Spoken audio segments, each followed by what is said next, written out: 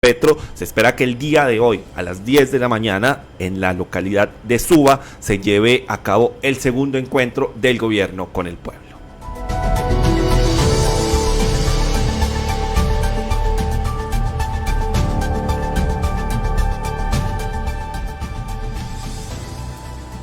Ocho de la mañana, 15 minutos, estamos al aire en Revista de la Mañana. Comenzamos con esa pregunta: ¿estamos solos en el universo? ¿Hay vida en otros planetas? Pues recordemos que hace unas semanas en el Congreso de México se recibieron dos cuerpos que estaban momificados y fueron presentados por un ufólogo y por un periodista, un periodista y autoproclamado ufólogo llamado Jaime Maussan. Lamentablemente, estos elementos que fueron presentados ante el Congreso y por supuesto ante el mundo fueron estudiados por entes que tenían más precisión sobre el tema y lamentablemente se dieron cuenta que eran recién fabricados, que eran creaciones hechas con huesos de animales y humanos unidos con pegamentos sintéticos. Lo interesante de este proceso es que al día siguiente la NASA tuvo que hablar precisamente sobre estos temas de estudios y de reconocimiento frente a vida en otros planetas y desplegó un departamento para estudiar los ovnis y además prometieron transparencia. Así que para el día de hoy en Revista de la Mañana tenemos a Germán Puerta, él es comunicador y divulgador científico, para hablarnos sobre este tema, pues ya que la NASA pues le puso los ojos allí, ¿no? Le puso la mirada a esta investigación. Así que le damos la bienvenida. Germán Puerta, gracias por acompañarnos hoy en Revista de la Mañana. Esto es icónico, ¿no? ¿Hay vida en otros planetas? Hola, un saludo a todos. ¿Cómo están? Bueno, esta es la pregunta, una de las preguntas que la humanidad se ha hecho desde que tiene conciencia de que se observó el cosmos y la bóveda celeste, es preguntarnos si hay vida en otros mundos. La pregunta resulta más evidente desde hace más o menos un siglo, cuando se comprueba que el universo es inmenso, con miles de millones de estrellas en miles de millones de galaxias, y ahora más recientemente, digamos en unos 30 años, cuando ya se comprueba que además hay miles de millones de planetas, los llamados exoplanetas. Pero a pesar de todos estos números tan grandes y este tamaño tan enorme del universo, en el momento no hay ninguna evidencia, ninguna, de que haya vida en otros mundos y mucho menos que estemos siendo visitados en algún momento o ahora por seres de otros mundos en naves voladoras. Señor Puerta, bueno, hablando precisamente de lo que sucedió en México, ¿sí fue pertinente que se abrieran las puertas del Congreso para presentar estos seres momificados y pues después darse cuenta que no eran alienígenas, así como lo había presentado el señor Jaime Maussan? Mira, este tema de los ovnis y los extraterrestres empieza su era moderna hace unos 70 años, en el siglo pasado, en los años 40 y 50, un poco al ritmo de la Guerra Fría. En Estados Unidos se preocupan o se interesan por saber si estos avistamientos y todas estas manifestaciones aéreas, que son muy comunes, tienen que ver con elementos de la Unión Soviética en aquella época. Toma más combustible el tema con la ciencia ficción, las películas numerosas, y un poco con la, digamos, ansiedad que tiene el ser humano por saber o entender qué sucede allá afuera. La novedad ahora comienza es con los testimonios y los reportes de la Fuerza Aérea y de la Marina de Estados Unidos desde hace unos 3 años, digamos que le da un nuevo contexto, ¿sí? Porque hasta el momento todo esto ha sido dominio de las supersticiones y la pseudociencia y la charlatanería, ¿sí? Pero ya vemos que hay un cambio de tono, ya vemos que, por ejemplo, ya entra la NASA a hacer una investigación, eso me parece importante. Normalmente los científicos, digamos, la astrofísica no trata este tema porque pareciera que pudieran perder credibilidad ante sus colegas. Y porque además la ciencia pues se basa en hipótesis y en experimentos, y estos experimentos pues no existen, no es fácil de hacerlos. Pero digamos, ya la NASA entra un poco a mirar el asunto con otras herramientas y hay que mirar el tema. Pero en conclusión, lo que buscamos son evidencias, ¿no? Entonces, cuando Maussan dice, mire, que tiene cadáveres de extraterrestres, pues eso debe ser certificado por un instituto de investigación muy serio. Y eso pues no existe. Así que en realidad eso pues no tiene mayor asidero. Y si te dicen, como en el caso del Área 51, pues que se mencionan, como lo mencionó alguno de los testigos bajo juramento ante el Congreso, de que le contaron que hay naves extraterrestres y rastros biológicos en hangares, pues si alguien te dice que tiene un platillo volador en tu garaje, me gustaría verlo. Y eso no sucede, no pasa nada. O sea que por ahora son especulaciones y fábulas.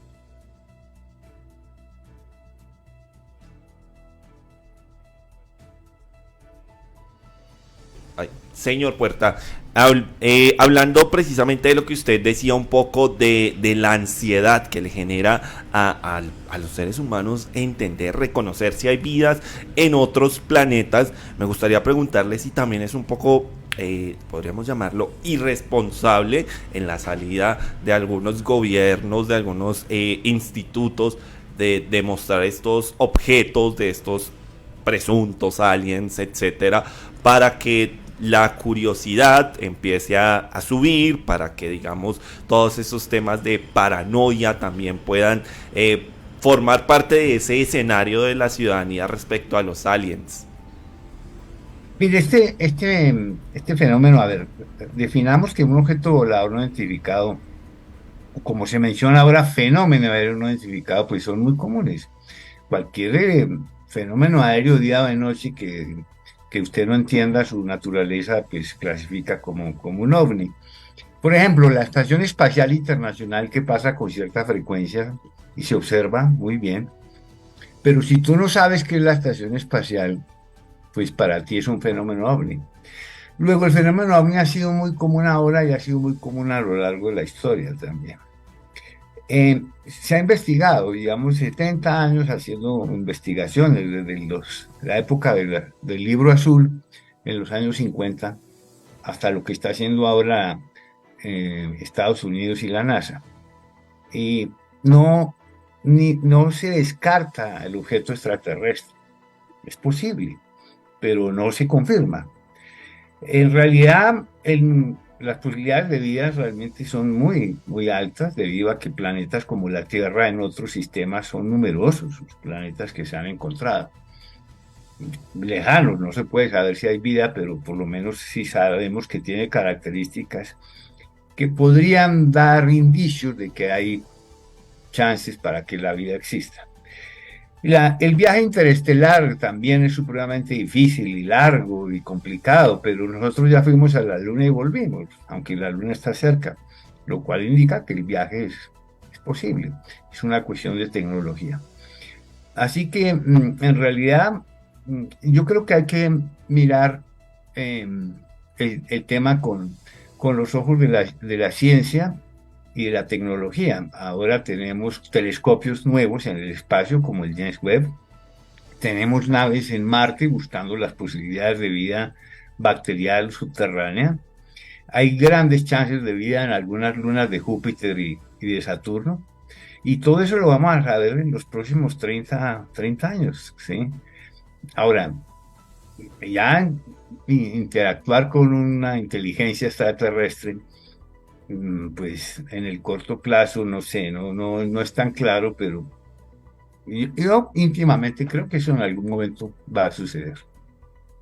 Señor Huerta, le tengo una pregunta un poco conspiranoica, podríamos decirlo en ese aspecto.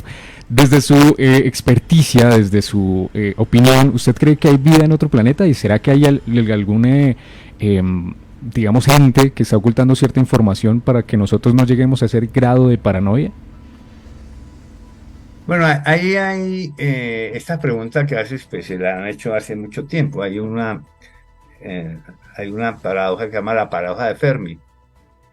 y se la planteó Enrico Fermi, un químico hace más de 50 años, premio Nobel, cuando ya se sabía que había trillones, trillones de galaxias con posiblemente quintillones de planetas.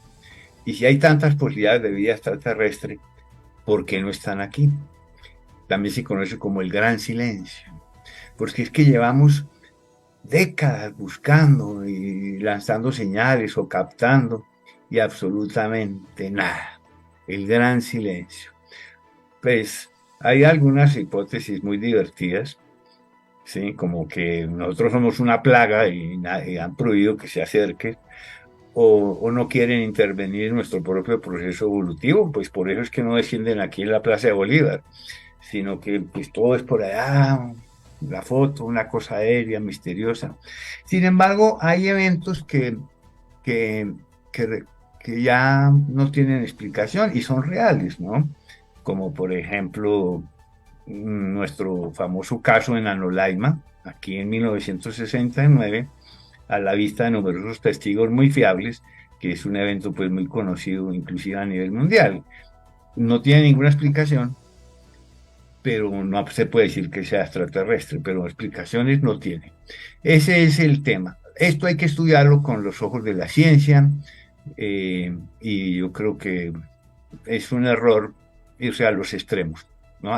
Decir que no hay nadie más en este universo, solo nosotros, el antropocentrismo total. O decir que sí, ya estaban aquí y nos ayudaron a construir las pirámides de Egipto. Eso tampoco pues tiene mucho sentido. Hay que irse por el medio. Germán, buenos días.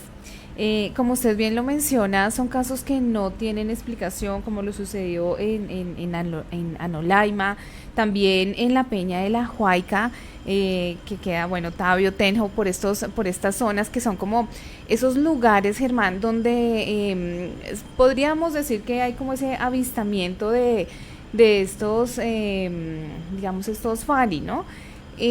¿Por qué sucede esto? Porque esto definitivamente, claro, si bien es cierto, no tiene explicación, pero ¿por qué se están dando o se han dado estos fenómenos?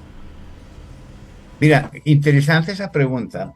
Si tú colocas, fíjate este caso, en el mapa del mundo, los avistamientos ovnis, y les pones punticos, consideremos que el 70% del planeta son océanos. El 30% restante, que son los continentes, Estados Unidos ocupa una mínima porción del planeta, algo así como un 5%. Pero el 80% de los avistamientos de ovnis están es ahí, en Estados Unidos. Pareciera que en esa sociedad de Norteamérica hay una afinidad muy grande con la cultura ovni, desde los años 40 del siglo pasado. Mm, Ahora, vemos de los reportes de Marina de Estados Unidos y de la aviación que muchos de estos avistamientos se dan en los alrededores de las bases militares. Claro, porque es allí donde están los sensores y donde están las cámaras que pueden capturar estos eventos de día o de noche, ¿sí? Pero no tiene una explicación muy clara de por qué tanta incidencia en esos lugares o en ciertos lugares precisos. En el caso de Huayca, pues ahí está muy cerca de los aeropuertos, está el aeropuerto de Guaymaral, y no veo nada en Huayca que me indique que hay ahí algo como un portal dimensional. Eso son fantasías, o el Triángulo de las Bermudas, o cosas por el estilo. En realidad, como mencioné, hay mucha fantasía y pseudociencia en estos temas, ¿sí? Pero también hay estudios serios, y lo que hay que mirar. De hecho, la conclusión que hace NASA y que han hecho también la Marina y el Ejército en lo del caso de los estudios del Pentágono es que no hay suficiente información. Sí, pues es una salida muy simple para decir que la enorme mayoría de casos no pueden explicarse porque no hay suficiente información, pero esa es la realidad. La información es insuficiente. Cuando vemos esos objetos de alta maniobrabilidad y velocidad, pues tú no puedes decir qué son. Eso, por ejemplo, eso significa que son fenómenos aéreos no identificados. ¿Qué dice la NASA? Queremos nuevas tecnologías, satélites más precisos y aplicar la inteligencia artificial. para hacer nuevos estudios. Y montan un departamento con un presupuesto y con un director para estudiar este fenómeno. Y esperamos pues sus estudios más adelante, a ver qué nos dicen, ¿no? Precisamente, señor Puertas, Bill Nelson, quien es el administrador en ese momento de la NASA, dijo en su momento, por allá en el año 2021, que había mucha polémica frente a estos detalles, que en ese momento creó una comisión, ya para este año, para el año 2023, ya se formalizó como un departamento que va a estudiar precisamente estos casos. Pero algo que usted estaba diciendo, y es que van a darle la prioridad también a la inteligencia artificial para avistar de manera un poco más amplia nuestros cielos. Eso, ¿qué contraproducente o qué también podría darnos como estudios hacia nosotros como raza, ¿no? Como seres humanos? Bueno, la inteligencia artificial ya eso existe desde hace mucho tiempo. Lo que pasa es que ahora los procesadores son mucho más veloces y pueden capturar más información en mayores rangos a mayor velocidad. Pero es una herramienta que se está utilizando mucho. En la astronomía se utiliza desde hace bastante tiempo, porque los telescopios espaciales, para dar un ejemplo, arrojan tal volumen de información por día que es imposible que un ser humano o un equipo de personas pueda procesarlas. Entonces ya se utilizan los computadores para todo esto. No, no, me imagino que lo que van a utilizar en este caso es hacer, digamos, una serie de parámetros que puedan aplicarse a todo avistamiento o a todo fenómeno para poder hacer algunas estadísticas o algunas deducciones de una enorme cantidad de datos y de posibilidades.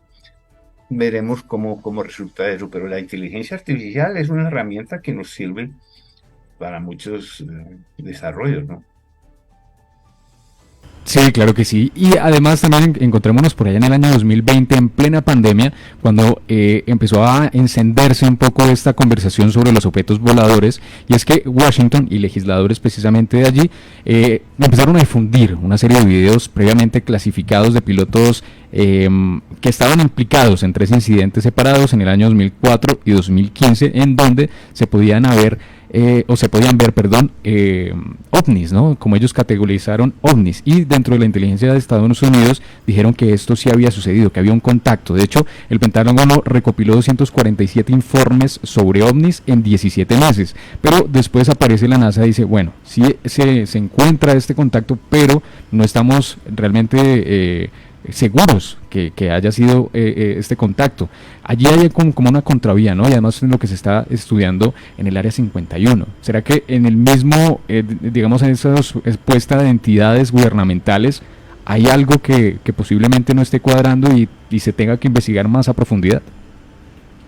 Bueno, el Pentágono, al estilo de los años 50 del siglo pasado, también estaba interesado en saber si estos videos que vienen desde el año 2004, inclusive, tenían alguna relación con armamentos de China o de Rusia. Ese es el interés. Igual, hay una enorme cantidad de casos que no tienen explicación, ni no descartan ni afirman nada sobre el tema extraterrestre. Eh, y la NASA toma de nuevo esos casos, los revisa y concluye más o menos lo mismo, pero la NASA sí dice algo adicional que no dijeron los reportes del Pentágono. Y es que para la NASA, ella sí considera que son una amenaza para los vuelos, para la seguridad aérea, porque al fin y al cabo estamos hablando de toda esta serie de objetos que se mueven y que erráticamente viajan a gran velocidad y están en el aire. Y entonces la NASA dice, miren, no sabemos lo que son, pero nos parece que sí son una amenaza para la seguridad aérea. Eso pues es reconocer que sí existe, ese fenómeno es real.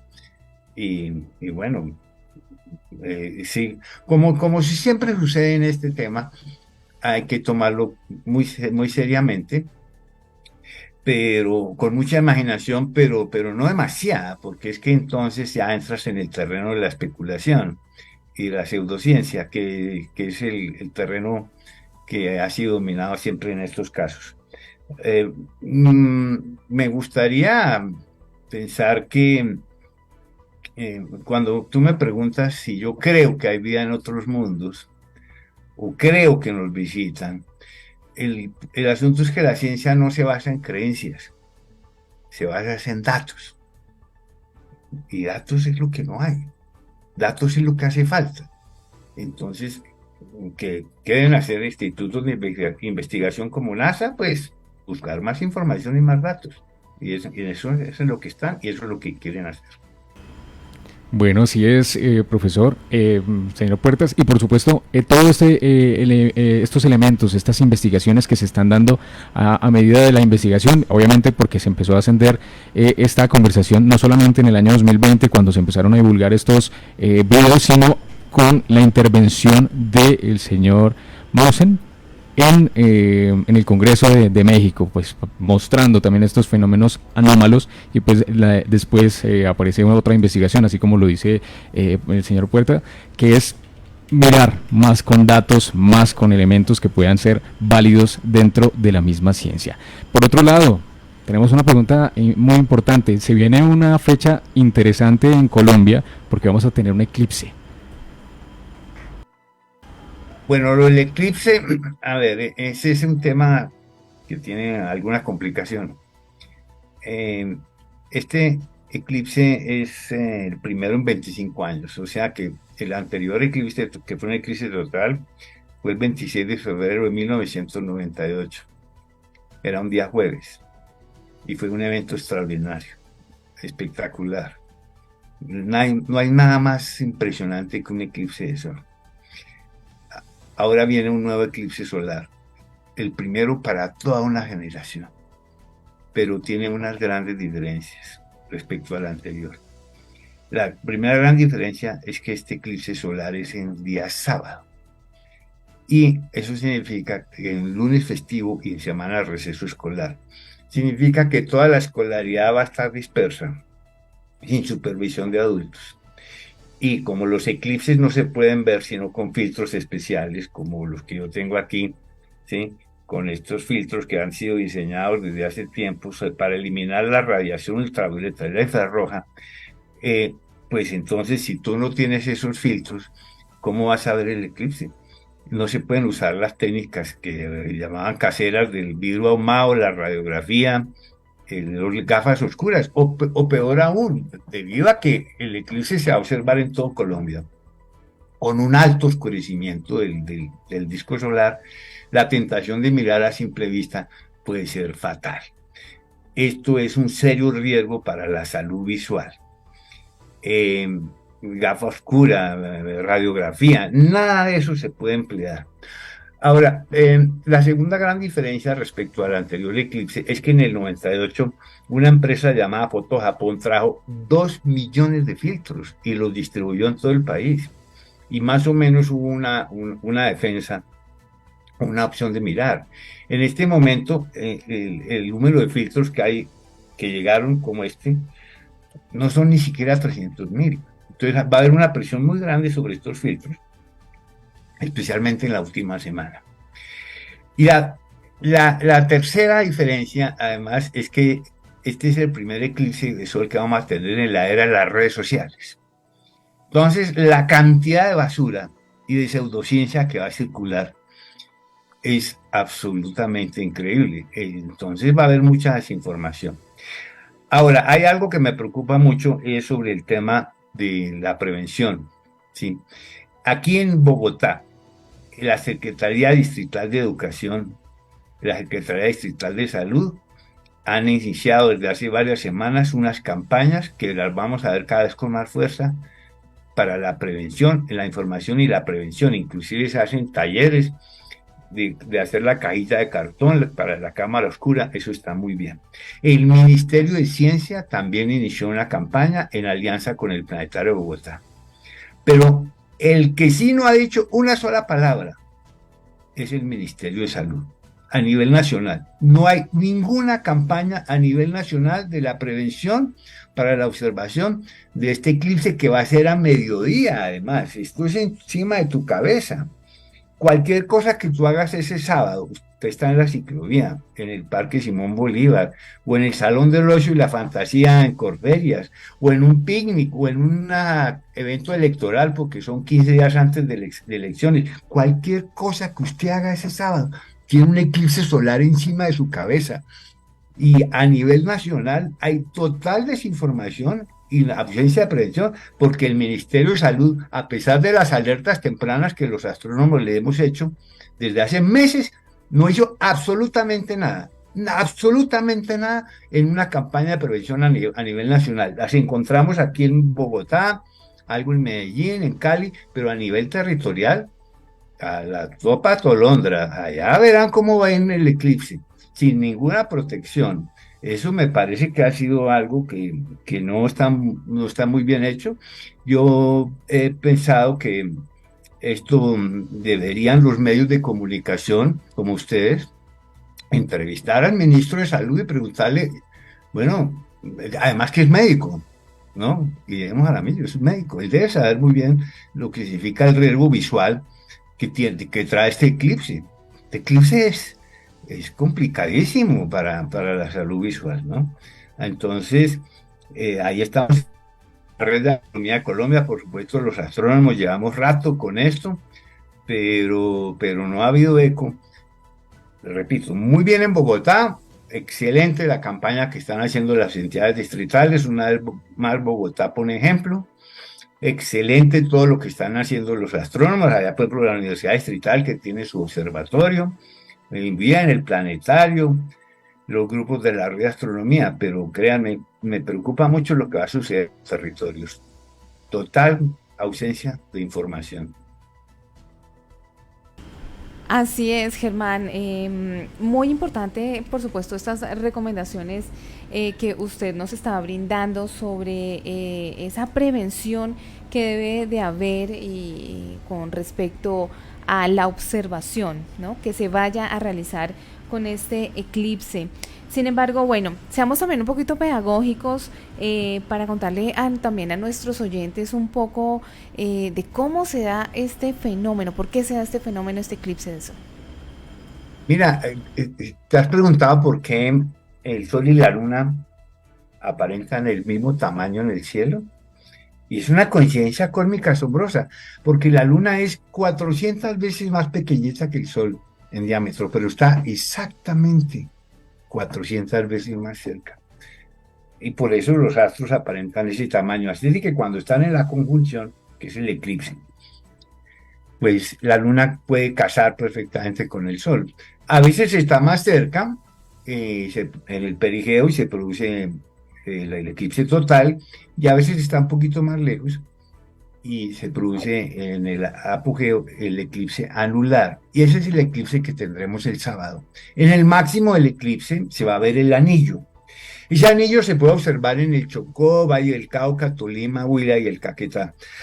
De hecho, la gran aglomeración de gente que va a ir a ver el anillo, porque esto va a ser una movilidad impresionante, se va a dar en los dos lugares en donde hay carreteras, que es el Valle del Cauca, la zona central es en Tuluá, San Pedro y Buga, y en el Huila y Tolima, en la zona central es Neiva, Villavieja, Aipe, Saldaña y Natagaima. Allí van a ir cientos de miles de personas a observar el anillo. Pero el resto del país es parcial. En Bogotá, por ejemplo, del disco solar va a quedar descubierto apenas un 7%, un pequeño hilito de luz. A mediodía, digamos a la 1:30 de la tarde. Entonces, pues, como es tan notable el oscurecimiento que va a suceder como un crepúsculo, pues el riesgo de observarlo en forma desprevenida es mortal. Ninguna fase de este eclipse del sábado 14 se puede observar sin la protección adecuada.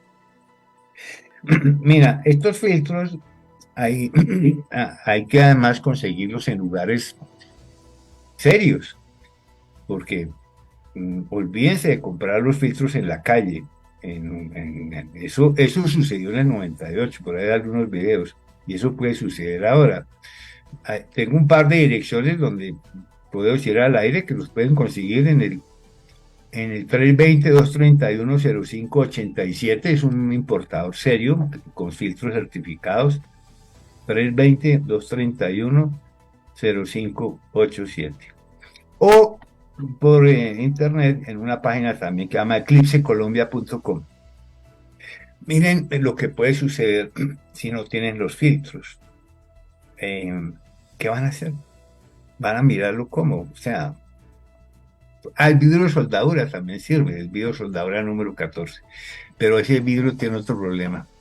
Si tú vas a la ferretería del barrio y preguntas por un vidrio de soldadura número 14, pues te dan un vidrio de soldadura, pero tú no sabes si es número 14 o superior. Te pueden dar un número 12 o 10 que no sirve para filtrar la radiación. Y el tercer método, o sea, los tres métodos son el vidrio de soldadura, los filtros que aquí como vienen estas gafitas, y hay unos métodos indirectos, ¿no? Que es hacer una cajita de cartón, que ese es muy seguro, hacer una cámara oscura. Ustedes pueden poner en YouTube caja de cartón Eclipse y hay varios tutoriales para hacer la cajita, que es muy sencilla de hacer y no tiene ningún riesgo. Pero yo no veo el sábado 14 a mucha gente caminando por la calle con la cajita de cartón. Yo veo el sábado 14 mucha gente cometiendo estupideces con este eclipse. Así es, así es. Yo tengo una pregunta. ¿En alguna oportunidad se llegó a suponer que la radiografía funcionaba como filtro? ¿Esto funciona o no?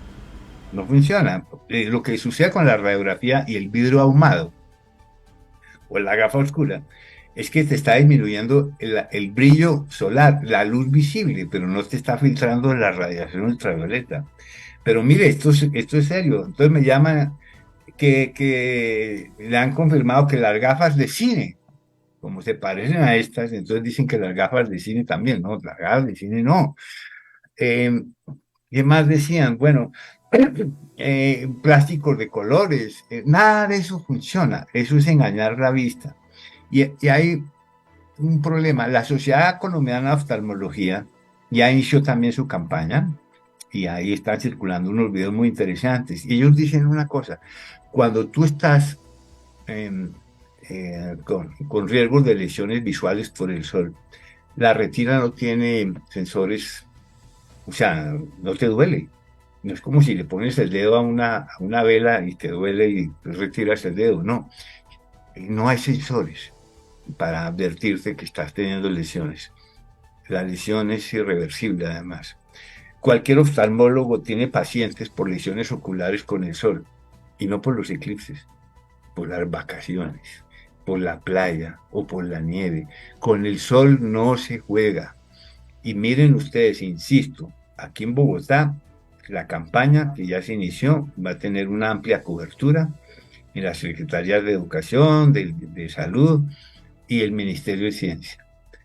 Pero, insisto, a nivel nacional, nada, una indolencia total del Ministerio de Salud en advertirle a los territorios el grave problema que se nos presenta con este eclipse, que estamos a 15 días. 8 de la mañana, 48 minutos. Hoy nos estaba acompañando el señor Germán Puerta. Él es comunicador y divulgador científico, hablándonos sobre este tema tan importante y una pregunta que se ha dado a diferentes momentos de la historia. ¿Hay vida en otros planetas? Y además cerramos con broche de oro hablando sobre un eclipse que va a suceder el próximo 14 de octubre. Es un eclipse que va a coger en su totalidad en unas zonas muy precisas. Supongo que para prepararse hay que irse unos días antes, porque va a ser un lugar donde va a haber mucha audiencia y muchas personas. Señor Puerta, gracias por acompañarnos en Revista de la Mañana. Pues mira, les recuerdo mis redes: Astropuerta en Instagram, astropuerta@gmail.com. Pueden escribirme, pedirme más información sobre cualquier tema, de los marcianos hasta el eclipse, y también información sobre dónde conseguir los filtros, ¿no? Recuerden que con el sol no se juega y hay que estar preparados. Y me da mucho gusto estar con Laude Estéreo en esta mañana del viernes 29. Muchas gracias, señor Puerta. Bueno, cerramos esta intervención, esta entrevista, con un comentario que hizo el director de la NASA, Bill Nelson. él dijo, bueno, le preguntaron sobre eso, ¿hay vida en otros planetas? Y él dijo, creo que hay vida en un universo tan vasto que resulta difícil comprender lo grande que es. Mi respuesta personal es sí. Y al final dice, queremos que la conversación sobre las FANI o los OVNI pase del sensacionalismo a la ciencia. Entonces, para eso está esta comisión o este departamento dedicado precisamente a encontrar vida en otros planetas o en entablar pues esa conexión o esos canales para investigar estos fenómenos que han sucedido a lo largo de la historia de la humanidad. 8 de la mañana, 50 minutos. Seguimos en Revista de la Mañana.